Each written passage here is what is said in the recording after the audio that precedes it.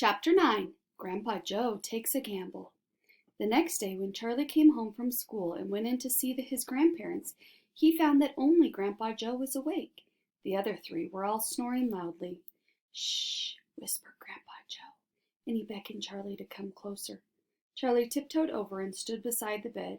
The old man gave Charlie a sly grin, and then he started rummaging under his pillow with one hand, and when the hand came out again, there was an ancient leather purse clutched in the fingers.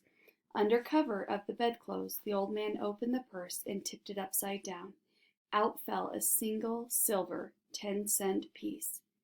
"It's my secret hoard," he whispered. "The others don't know I've got it. And now you and I are going to have one more fling at finding that last ticket. How about it, eh? But you'll have to help me." "Are you sure you want to spend your money on that, Grandpa?" Charlie whispered. "Of course I'm sure," sputtered the old man excitedly. "Don't stand there arguing. I'm just as crazy as you are to find that ticket. Here, take the money and run down the street to the nearest store and buy the first Wonka candy bar you see, and bring it straight back to me, and we'll open it together." Charlie took the little silver coin and slipped quickly out of the room. In 5 minutes he was back. "Have you got it?" whispered Grandpa Joe.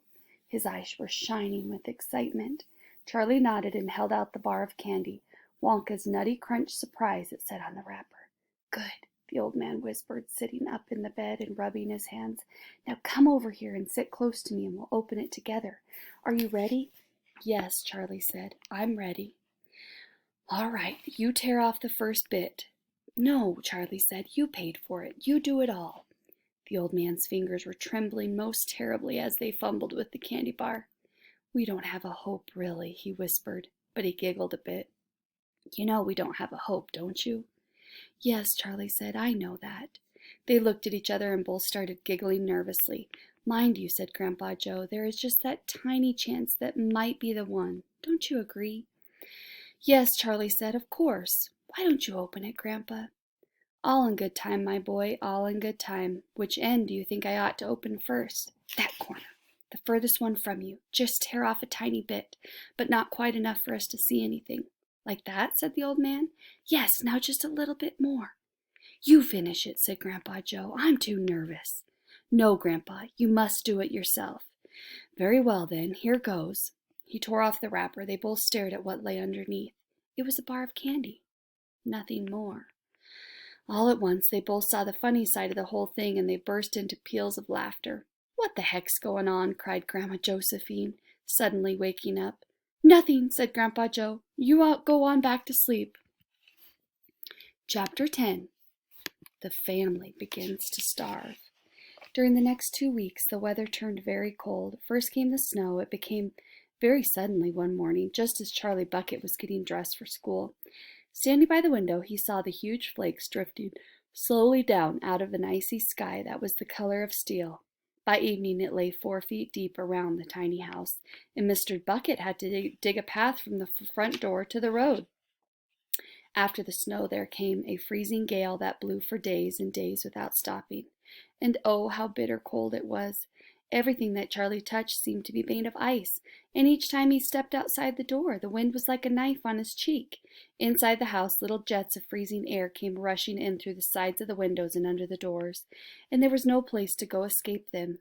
The 4 old ones lay silent and huddled in their bed, trying to keep the cold out of their bones.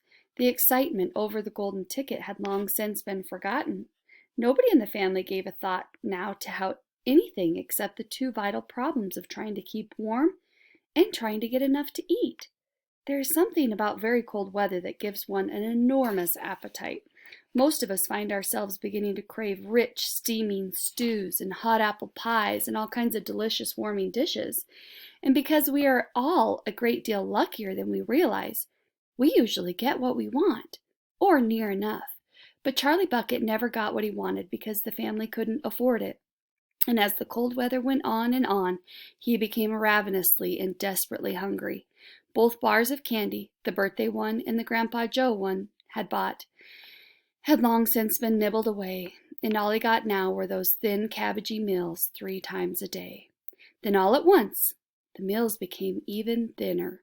The reason for this was that the toothpaste factory, the place where Mr. Bucket worked, suddenly went bust and had to close down. Quickly, Mr. Bucket tried to get another job, but he had no luck. In the end, the only way in which he managed to earn a few pennies was by shoveling snow in the streets, but it wasn't enough to buy even a quarter of the food that 7 people needed. The situation became desperate. Breakfast was a single slice of bread for each person now, and lunch was maybe half a boiled potato. Slowly but surely, everybody in the house began to starve. And every day little Charlie Bucket, trudging through the snow on his way to school, would have to pass Mr. Willy Wonka's giant chocolate factory, and every day as he came near to it, he would lift his small pointed nose high in the air and sniff the wonderful sweet smell of melting chocolate. Sometimes he would stand motionless outside the gates for several minutes on end, taking deep swallowing breaths as though he were trying to eat the smell itself. "That child," said Grandpa Joe, poking his head up from under the blanket one icy morning. "That child has got to have more food. It doesn't matter about us, we're too old to bother with. But a growing boy, he can't go on like this. He's beginning to look like a skeleton." "What can we do?" murmured Grandma Josephine. "He refuses to take any of ours. I hear his mother tried to slip her own piece of bread onto his plate at breakfast this morning, but he wouldn't touch it. He made her take it back." "Oh, he's a fine little fellow," said Grandpa George. "He deserves better than this." The cruel weather went on, and every day Charlie Bucket grew thinner and thinner. His face became frighteningly white and pinched. His skin was drawn so tightly over the cheeks that you could see the shapes of the bones underneath. It seemed doubtful whether he could go on much longer like this without becoming dangerously ill. And now, very calmly, with that curious wisdom that seems to come so often to small children in times of hardship, he began to make little changes here and there in some of the things he did, as so to save his strength. In the mornings, he left the house 10 minutes earlier so that he could walk slowly to school without ever having to run. And he sat quietly in the classroom during recess, resting himself, while the others rushed outdoors and threw snowballs and wrestled in the snow. Everything he did now, he did slowly and carefully to prevent exhaustion.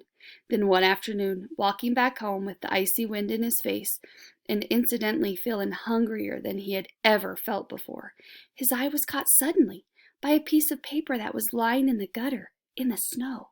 The paper was of a greenish color, and there was something vaguely familiar about it. Charlie stepped off the curb and bent down to examine it. Part of it was buried under the snow, and he saw all at once what it was. It was a dollar bill.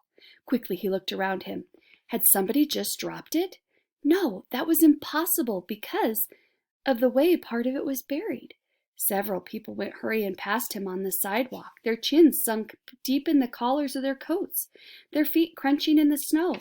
None of them was searching for any money, and none of them was taking the slightest notice of the small boy crouching in the gutter. Then it was his, this dollar. Could he have it? Carefully, Charlie pulled it from under the snow. It was damp and dirty, but otherwise perfect. A whole dollar? He held it tightly between his shivering fingers, gazing down at it.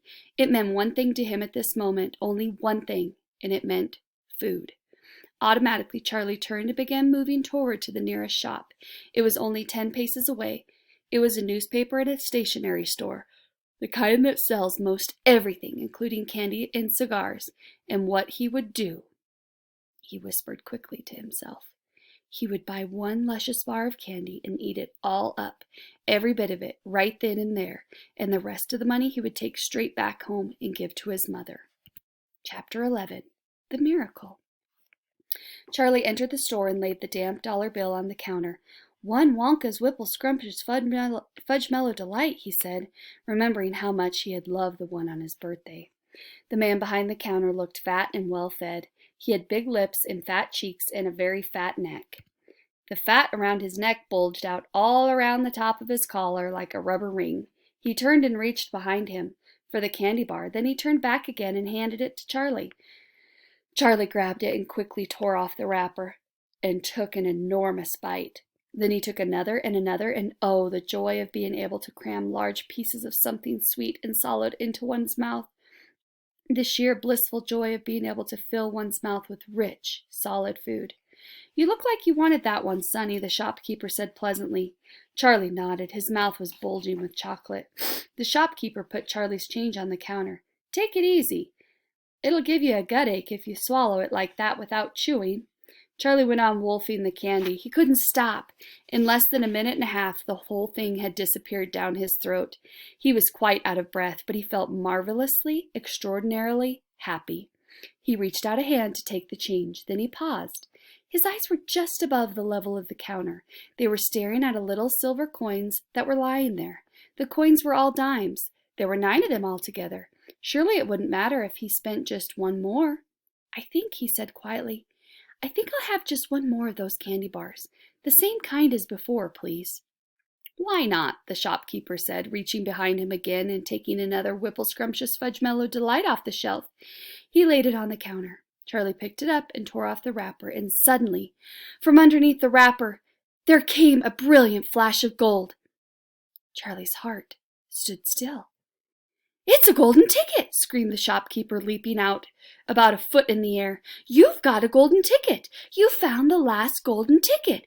Hey, what do you know? Come and look at this, everybody! This kid's found Wonka's last golden ticket! There it is! It's right there in his hands!" It seemed as though the shopkeeper might be going to have a fit. "In my shop, too! He found it right here in my own little shop. Somebody call the newspapers quick and let them know. Watch out now, Sonny! Don't tear it as you unwrap it. That thing's precious." In a few seconds, there was a crowd of about 20 people clustering around Charlie, and many more were pushing their way in from the street.